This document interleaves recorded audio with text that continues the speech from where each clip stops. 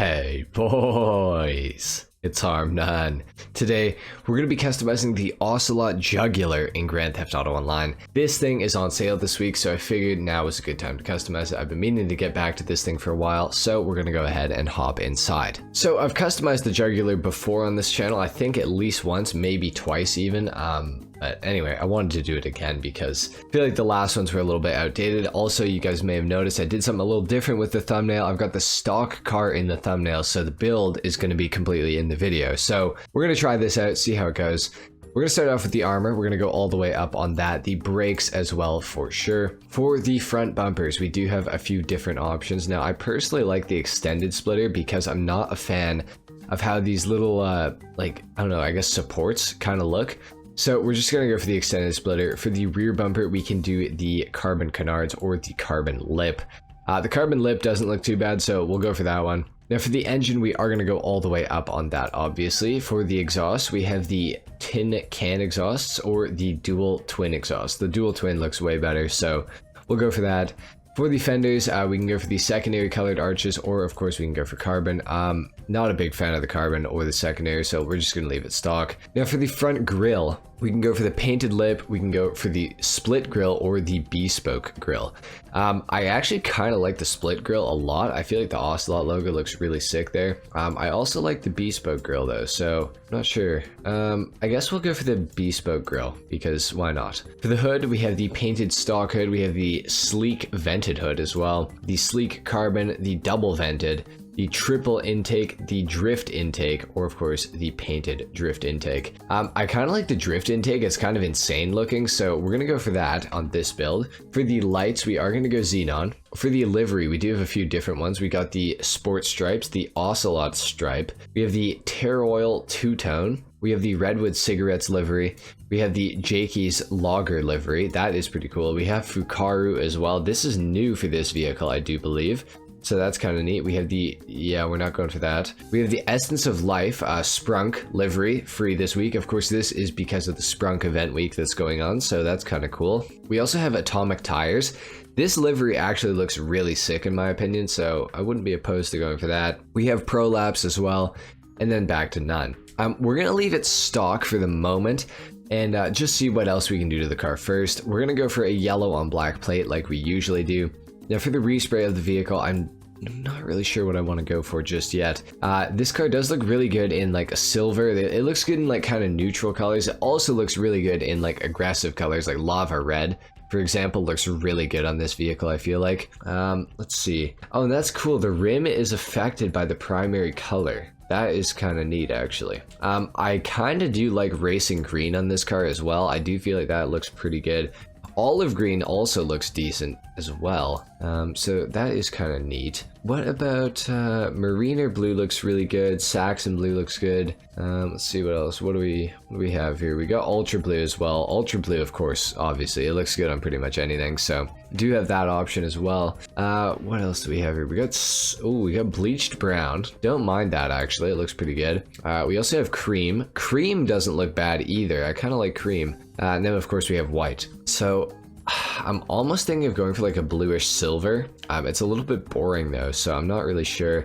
I think for right now we will go for the bluish silver, and then for the secondary color I want to go for the metallic black, just for the roof because I feel like it looks pretty good. For the trim color on the inside of the car, I want to go for something a little brighter, like a red maybe. We'll go for garnet red for the interior. I feel like that is pretty good looking. I'm liking the car so far. Of course, we can go for the carbon roof, which is actually what we're going to do instead of the secondary color. We'll just go for the carbon roof. Now for the skirts, we can go for the secondary colored skirts, the carbon skirts, the carbon lip skirts, and of course the secondary carbon lip skirts. Should we go for the secondary carbon lip skirts, or should we just go for the, yeah, we'll go for the regular carbon lip skirts. I think those look pretty good. For the spoiler, we have the low level spoiler on here. We got the secondary low level spoiler as well. That's kind of cool. We can make that black. Maybe we will go for that. We have the street wing, secondary street wing as well. We also have the race wing and the secondary race wing, GT wing, carbon GT wing, drift wing, the carbon drift wing as well, and back to stock. So unfortunately there's no like ducktail options for this vehicle, so we have to go for something a little crazier. I do kind of like the secondary low level wing. we're going to go for that, and then we're actually going to go back to the skirts and we're going to equip the secondary carbon lip skirts. Just to have a little more black on the car. I feel like it looks pretty good. Now for the suspension, we are going to slam this thing right down because I was driving this car a little bit earlier before I did the customization, and this thing with raised suspension is not very good in my opinion, so we're going to lower that down. Super transmission, we got to equip that. The turbo as well for sure. Now for the wheels, we could go for some high ends. I was thinking of the Cheetah Carbon Rs or the Carbon Solars on this thing. However, I wouldn't mind going for the regular Cheetah RRs and then just painting them black. I do think that that is going to look really good, so we could go for that.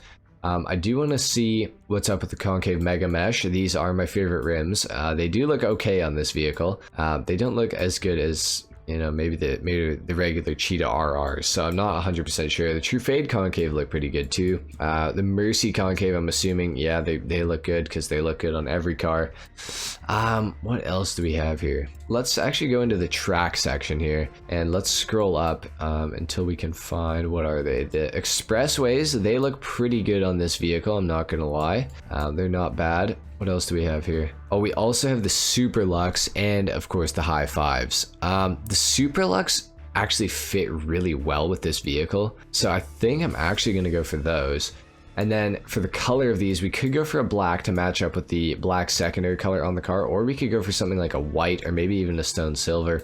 I think we're going to go black though because I think it just makes the most sense. Kind of matches up with the rest of the car, so we'll do that.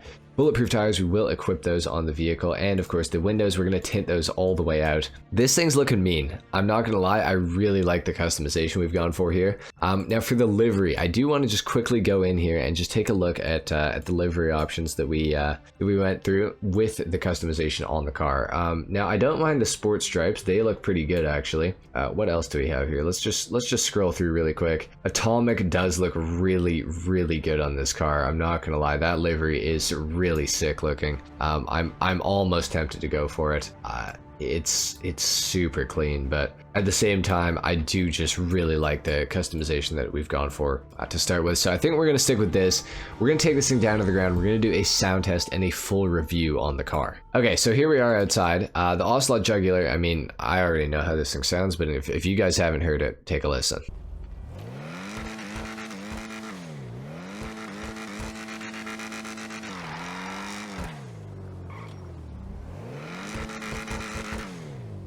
This car sounds absolutely fantastic. The Ocelot Jugular, arguably one of the best sounding cars in the game. I would put this thing at probably the second best sounding car in the game, right behind the Sterling GT, for me personally at least. This thing, I mean, it sounds fantastic. I don't think anybody can really deny that. It's a great sounding car, and the Ocelot Jugular well, it's a fantastic car in general. It's actually the fastest four-doored vehicle in Grand Theft Auto Online in terms of racing around a track. There's not a faster four-door than this thing, I'm pretty sure. So that is really cool. So the vehicle sounds great. It looks really good in my opinion as well. Performs amazingly well. But individually, let's talk about, you know, how good it is in certain aspects. Now, the handling on this vehicle, I would say, is probably its weakest strength. Now, I said weakest strength because the handling is still quite good on this car. It could be better. It's not my favorite handling car. It does have some understeer, which I really do not like. If you guys have seen previous reviews of mine, you'll probably know that I really do not like understeer, and unfortunately the Jugular does kind of suffer from a bit of understeer. This car is all-wheel drive, so it does get a really good launch off the line, which is nice, but as a result of the all-wheel drive, it does tend to have a bit of an understeer thing going on, which not super ideal, but I mean, it still does handle really nicely. And the understeer, once you understand it, it is pretty easy to control the car and, you know, kind of avoid the understeer as much as you can. It does tend to oversteer a little bit. If you just tap the handbrake, you can kind of get it to stop understeering and you know, knock the front end in a little bit to where you want it to actually be pointing. So it's not the worst car. Once you get used to it, you know, you can kind of work around the understeer thing, so it's really not too bad, honestly. Now the Jugular also has insanely good acceleration. This car, for being a four-doored vehicle, and you know, in part, the all-wheel drive definitely helps as well, but the acceleration on this vehicle is absolutely fantastic. It is very, very quick.